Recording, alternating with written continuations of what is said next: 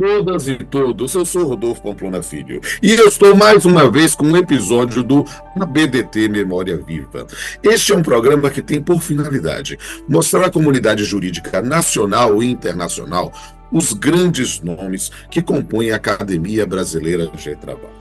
E eu tenho aqui a satisfação de entrevistar hoje um parceiro de jornadas acadêmicas. Minhas senhoras e meus senhores, venham conhecer aqui o professor Dr. Gilberto Stilmer, lá do Rio Grande do Sul. Uma grande figura, uma grande aquisição que a Academia Brasileira de Trabalho teve nos últimos anos. Meu estimado Stilmer, que prazer enorme recebê-lo aqui no ABDT Memória Viva. Olá, meu querido Rodolfo, o prazer é meu ser entrevistado pelo amigo. É uma honra fazer parte desse grupo tão seleto da Academia Brasileira de Direito do Trabalho, desde 2015 aí, e sempre numa admiração enorme pelo teu trabalho, pela tua conduta, pela tua organização e pela tua atividade em frente à Academia Brasileira de Direito do Trabalho e em todas as atividades que tu fazes. Já tivemos a honra de estar juntos em congressos, em bancas de doutorado, mestrado, eventos e seguiremos muito mais ainda pela frente. É tudo o que eu quero, para mim é uma grande satisfação estar ombreado ao teu lado, meu querido. E eu quero agora começar a nossa entrevista falando um pouco sobre a sua vida, falando um pouco sobre os seus dados pessoais, compreendendo aqui, Gilberto, né, onde você nasceu, quando, onde foi a sua formação de base. É o momento Gilberto Stilmer por Gilberto Stilmer. A palavra é sua, querido. Perfeito, Rodolfo. Eu nasci em Porto Alegre, gaúcho, em 29 de maio de 1964 e tive aqui toda a minha vida, toda a minha formação no colégio, na faculdade, e eu tenho três irmãos, né? Somos quatro no total, depois meu pai teve um segundo casamento, teve mais um, e já hoje meus pais infelizmente são falecidos, e eu tenho aqui em Porto Alegre um irmão que mora, outra irmã mora em Firenze, na Itália, e outra mora em Punta del Este, no Uruguai. Sou casado com a Amélia, 25 anos, e tenho duas filhas, a Luísa, que tem 21, estuda odontologia na PUC, e a Laura, que tem 19, está se preparando no cursinho para prestar vestibular de medicina. Eu sou professor e advogado há mais de 30 anos, Rodolfo, e, na verdade, a minha vida no direito aconteceu por acaso, porque eu, com 18 anos, comecei a trabalhar com meu pai. Meu pai tinha uma empresa de móveis aqui em Porto Alegre, uma loja de móveis, e eu comecei a trabalhar, e ele queria muito que eu fizesse administração de empresas. E aí, quando veio o vestibular, eu não queria muito fazer administração, botei administração de empresas na federal e me inscrevi em direito na PUC, por acaso, não tinha muita ideia de que queria o direito. E aí acabei não fazendo, por essas coisas da vida, o vestibular da Universidade Federal, fazendo da PUC e passei no direito. E aí comecei o direito e parei um pouco porque no ano seguinte eu fui prestar serviço militar, CPUR, e aí fiquei o ano inteiro com o serviço militar e não tinha muito tempo para estudar, e aí parei. Depois do serviço militar, voltei. Aconteceu de que eu tinha um tio, irmão do meu pai, que tinha daqueles escritórios, digamos, boutique, artesanais. Era Uhum. só ele, era pequeno, e ele fazia o direito empresarial, tributário, comercial, e me convidou para fazer estágio com ele. E aí eu fui, comecei a gostar do direito, e aconteceu, Rodolfo, de um cliente, uma empresa cliente do meu tio, precisar da área trabalhista que ele não fazia. E aí ele me diz: Gilberto, quer pegar a área trabalhista? Era uma empresa, era uma metalúrgica numa cidade aqui da região metropolitana de Porto Alegre, Gravataí, e essa empresa precisava da área trabalhista, consultoria, contencioso e tal. E aí eu disse: vou. E comecei a gostar do direito do trabalho. Comecei a gostar do direito do trabalho e passei com meu tio esse tempo, e depois, em 1990, eu saí e montei o meu escritório, que eu tenho até hoje. Em dezembro de 2024, agora vai fazer 34 anos Que o meu maravilha. escritório. que presta serviço empresarial, advocacia empresarial, tenho colegas da área civil, tributária, comercial, e eu na área trabalhista. Quer dizer, a minha vida inteira foi a advocacia, e já vou te falar do magistério também, a advocacia, no início, claro, aquela coisa de fazer tudo, e depois, quando foram agregados mais colegas, teve a divisão de área, e eu fui para a área trabalhista, na qual eu estou até hoje, né?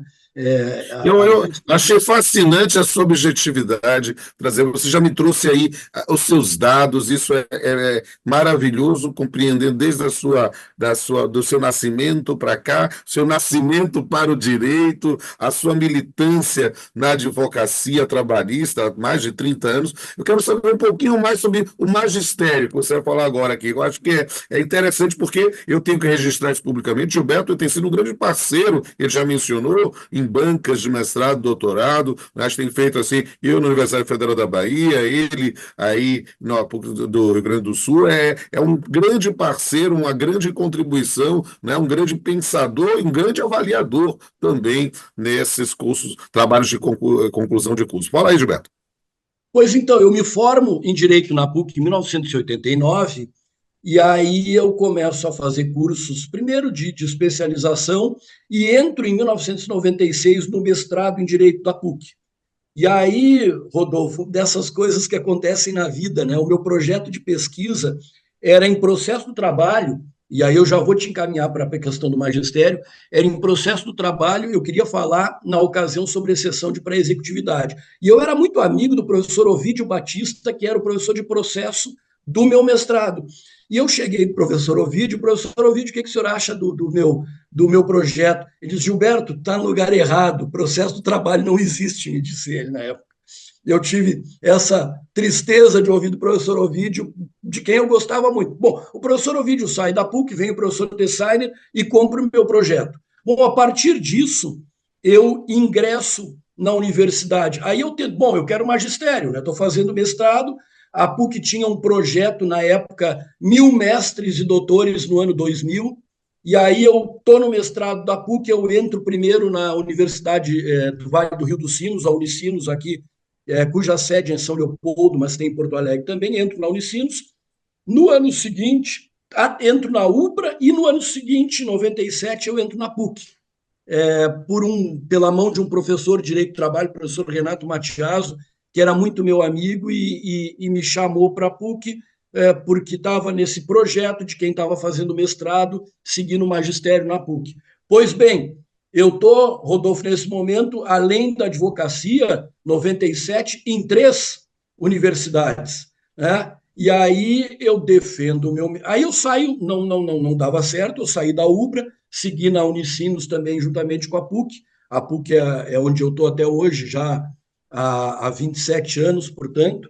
E aí o que aconteceu foi que eu segui adiante nas duas, e em 2000 teve um concurso para federal, aquele concurso de 2 anos, né, temporário, que eu fiz também, voltei a estar em 3 universidades ao mesmo tempo. Né? Passa os 2 anos, saio da federal, sigo na advocacia. Aí uma coisa que eu digo sempre para os meus alunos em sala de aula, quando eu dou testemunho, que a gente como professor tem muito isso também, né, Rodolfo? Dar o testemunho para os alunos do que a gente fez e se a gente é realizado, e eu digo para eles sempre que a minha vida foi isso, eu sou realizado nas minhas 2 profissões, advogado e professor e advogado, nenhuma mais importante que a outra. Advogado e professor e advogado, trabalhista, deixar bem claro. E aí, bem, em 95 eu presto exame para entrar no doutorado na Universidade Federal de Santa Catarina, que eu tinha uma pessoa lá que estudava, pesquisava a questão da liberdade sindical, que eu gostava muito, que era a professora Olga Oliveira, e aceitou ser minha orientadora. Eu passo no doutorado na Universidade de Santa Catarina. Isso é 2002. E aí eu faço doutorado lá, defendo um pouco antes do prazo, defendo em 2005, e já sou convidado para entrar no PPGD, no Programa de Pós-Graduação em Direito da PUC, no qual, então, eu estou há quase 20 anos, 19 anos, né? Nesse momento, o meu contrato de trabalho, ele mudou, porque os professores de pós-graduação, eles são 40 horas, não são DE.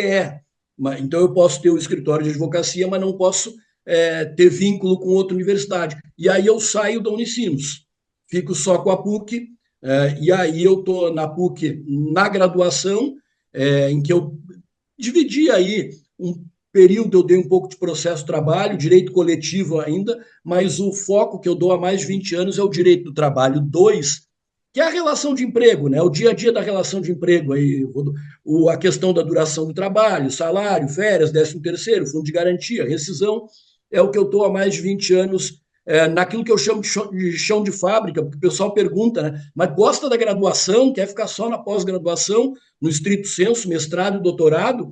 Eu digo, não, o chão de fábrica me fascina, né? Eu não posso sair do meu dia a dia na graduação, porque essa é a parte em que a gente tem a troca muito importante com os alunos e, principalmente, numa questão que eu vou falar daqui a pouco mais, quando tiver oportunidade, em função do tempo, que é a aula presencial, olho no olho, principalmente depois do problema da pandemia e agora com a enchente, mas isso eu te falo em seguida. Então, é o seguinte, 2005 eu defendo o doutorado, um dos meus apoiadores, inclusive, foi nosso confrade Sérgio Pinto Martins, e ele, em 2005, defendo e sigo no programa de pós-graduação e tal, em direito. E lá em 2013, Rodolfo, eu vou para Sevilha, para a Espanha, com a família já. Aí eu já sou casado, tenho as 2 filhas. Vou para lá morar um tempo para fazer o pós-doutorado na Universidade de Sevilha. E aí faço lá com o nosso confrade Antônio Reda Vilés, lá da Universidade de Sevilha, e outros professores da área de direitos humanos, onde eu discutia ali a questão aquela questão que a gente debate sempre, até a nossa academia, que é a questão da liberdade sindical como direito humano, né? E aí, essa questão do magistério, ela acabou levando, Rodolfo, a conhecer várias pessoas, né? Dentre as pessoas, claro, eu já era amigo por exemplo, do nosso confrade André Jobim de Azevedo aqui, que já me falava da academia, mas eu conheci no magistério, nesse período ali, 2010, 2011, eu conheci o nosso confrade baiano, Luciano Martinez, né? Teu irmão nosso aqui, e o Luciano também começa a me dizer, tu tem que entrar na academia, tem que entrar na academia, e aí interessante o seguinte, tu eras o presidente quando eu entrei, e aí, o que acontece? Eu entrei na 4ª vez juntamente com o Vitor Salino, nosso confrade mineiro, porque na primeira, claro, aquela coisa de ir sendo conhecido, né? Na primeira, eu concorro com o nosso confrade falecido Valmir, o Valmir entra, na segunda foi a Lita, que entrou, na terceira foi a Vólia, que também tu falaste com ela, e aí, na 4ª vez, o que aconteceu? Foi a primeira vez que foram abertas 2 vagas. E aí eu combinei com o Vitor Salino, que tinha tentado nas 3 vezes anteriores, também não tinha conseguido. Eu digo, Vitor, te inscreve numa, ele se inscreveu na 6, e eu me inscrevo na 100. Os teus eleitores votam em mim, os meus eleitores votam em ti. E aí entramos os 2 juntos, por isso que a gente se chama de clone, eu e o Vitor Salino, entramos os 2 juntos em 2015 na academia. E aí, Sensacional. muito, muito legal essa. Sensacional. É muito legal e é muito bom conversar sobre isso, porque as pessoas vão aprendendo, porque nessa atividade de disputar, de concorrer, fazer algo muito valoroso, porque a academia é valorizada justamente com a luta por cada um no ingresso. E eu valorizo. Candidatos que concorrem uma segunda, terceira vez, tem muito da minha simpatia na condição de presidente honorário, ex-presidente, e isso para mim é uma coisa muito importante.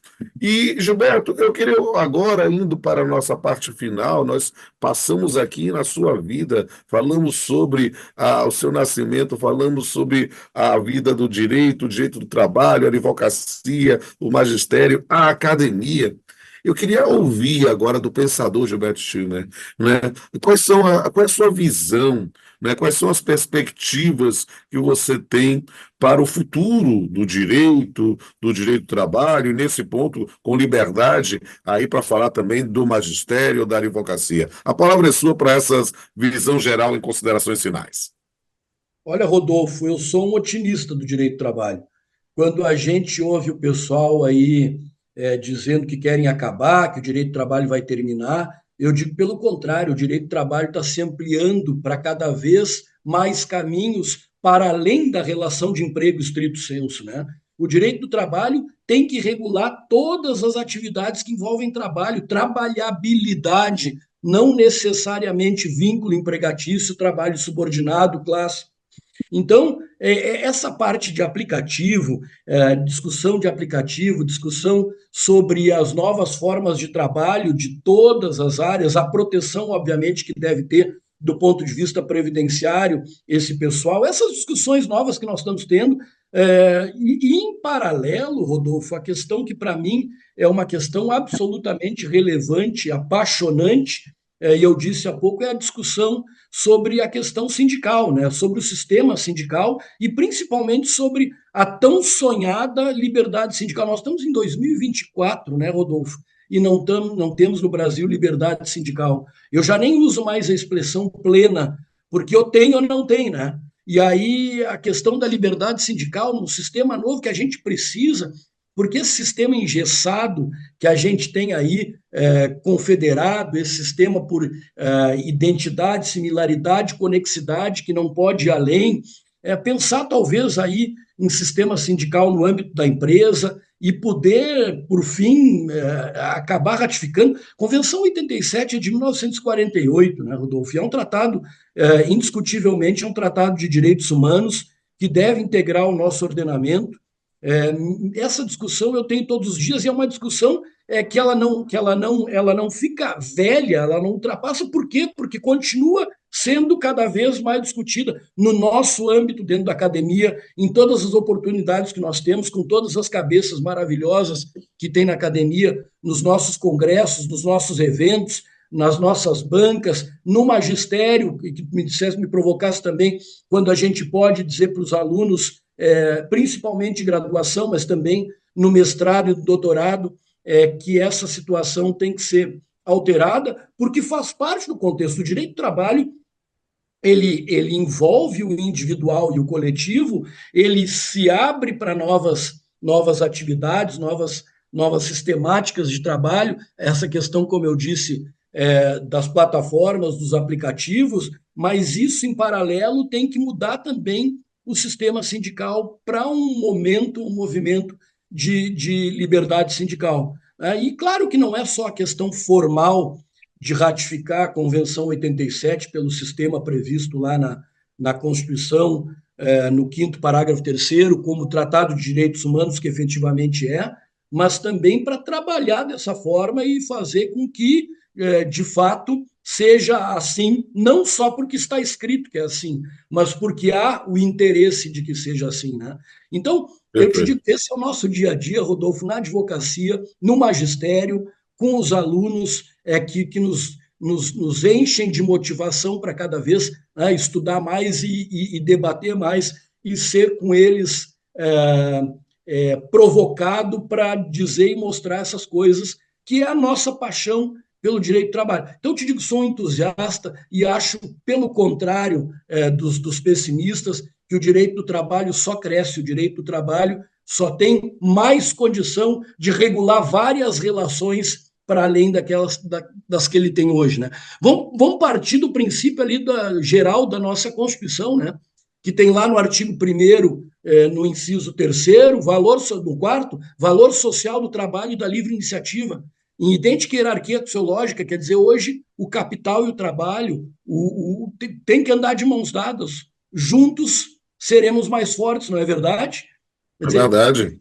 Quando eu vou conversar sobre advocacia preventiva com o cliente também, aqui vai a questão junto com o magistério, a gente diz isso para os alunos, com um cliente que eu advogo predominantemente para a empresa, uma condição melhor de vida para o teu empregado, ele vai trabalhar mais feliz, com mais condição, vai produzir mais e isso traz resultado para a empresa.